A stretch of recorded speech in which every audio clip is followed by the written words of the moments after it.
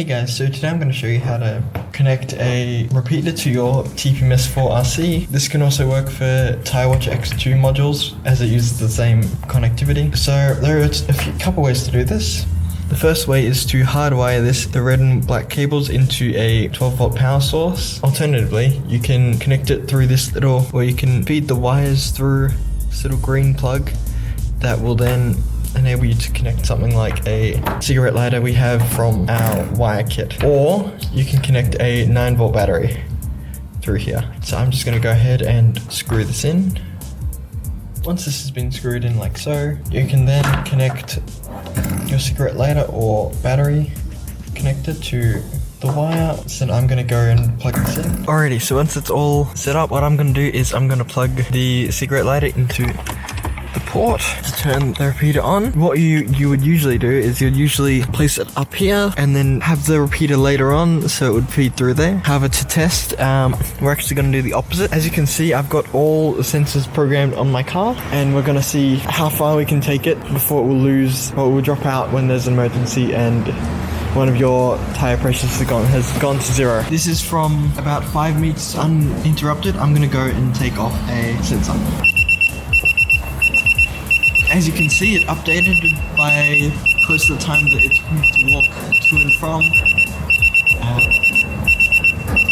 So it doesn't leave too much of a delay before it will let you know that, hey, something's wrong.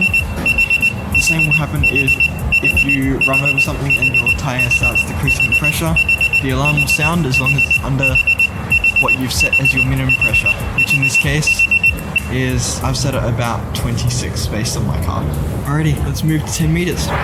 Alrighty, so now we're roughly 10 meters away from the car. There is a slight cement pillar next to me. However, this shouldn't affect it too much. So I'm gonna go and walk over and take a sensor off so we can test it again.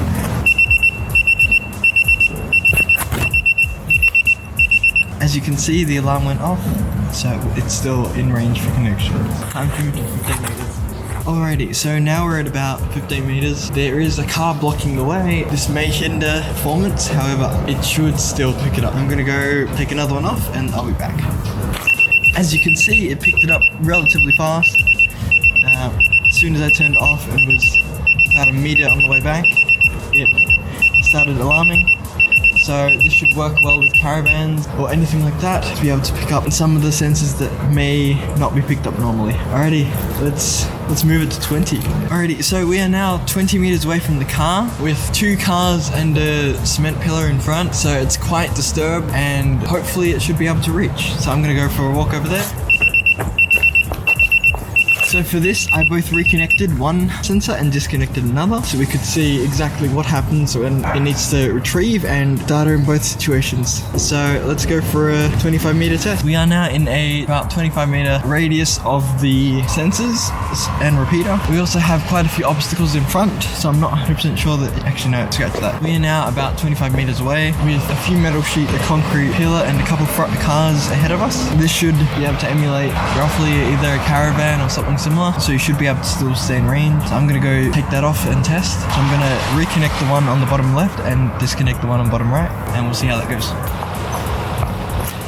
Alrighty guys, so as you can see, the bottom left tire has reconnected, however the bottom right tire has not. Therefore we can infer the range is probably about 24 meters roughly. This will also depend on your environment, where your display is in comparison to your repeater and your sensors, so keep in mind that. But yeah, thanks for watching and I'll catch you in the next one.